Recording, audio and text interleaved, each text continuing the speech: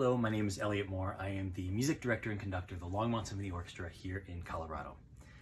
Every year, we close our Independence Day performance with Tchaikovsky's 1812 Overture. This year, of course, that performance had to be canceled due to COVID-19 restrictions. Everybody at the Longmont Symphony Orchestra still felt compelled to bring that feeling of pure Americana to you again this year. Tchaikovsky's 1812 Overture, what it's really about is driving out an evil force and then the victory that ensues by overcoming such a bad force. And whether you're a medical worker, in the restaurant business, or even a musician, we've all felt the need to overcome this terrible pandemic. Well, I hope that you all enjoy Tchaikovsky's 1812 Overture performed by the Longmont Symphony Orchestra's Virtual Orchestra.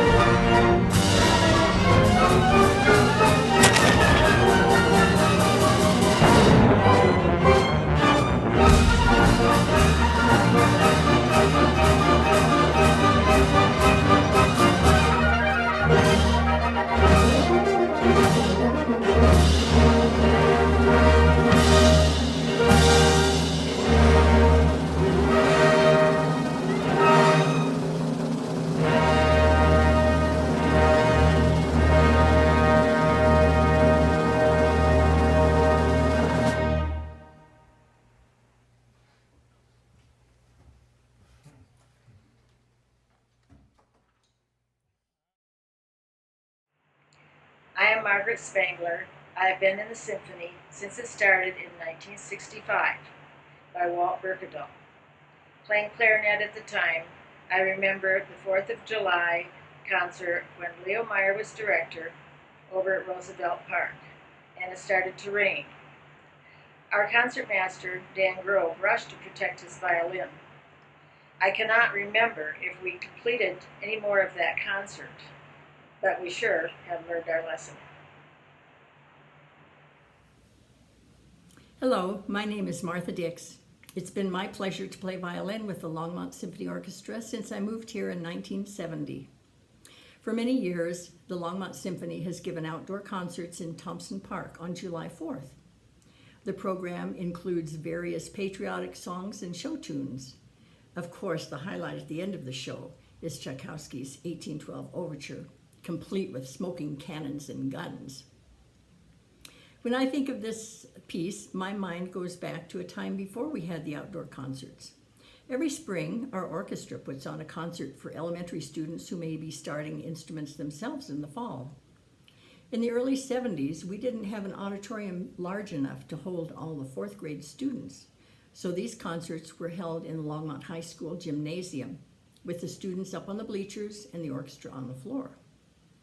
Our director at the time, Leo Meyer, wanted to do the 1812, and he had heard that there was a way to use shotguns to mimic the cannons by using shotgun shells loaded with a special salt and fired into a 55-gallon barrel. He chose 2 men from the trombone section that he knew hunted geese and would have shotguns. These men were Chuck Harper, a band teacher in the district, and my husband, Gary. They were not keen on this idea at all, but they finally reluctantly agreed. Well, the concert was a big success. The students were wild with excitement over the boom, boom, boom, and the smoke spiraling up behind the screen. And we all agreed that that was probably the best fourth grade concert yet. But our exhilaration turned to horror when we rolled away the 55-gallon barrel and discovered that the floor was splintered.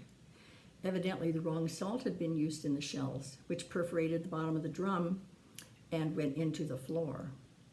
Well, miraculously, the floor was able to be patched up so that they could go ahead with their basketball tournament that was scheduled that weekend. Now, every time we play the 1812 Overture, my mind has to wander back to that year that Gary and Boom Boom Harper blew a hole in the gymnasium floor. Well, now I hope you'll enjoy our rendition of the finale of Tchaikovsky's 1812 Overture.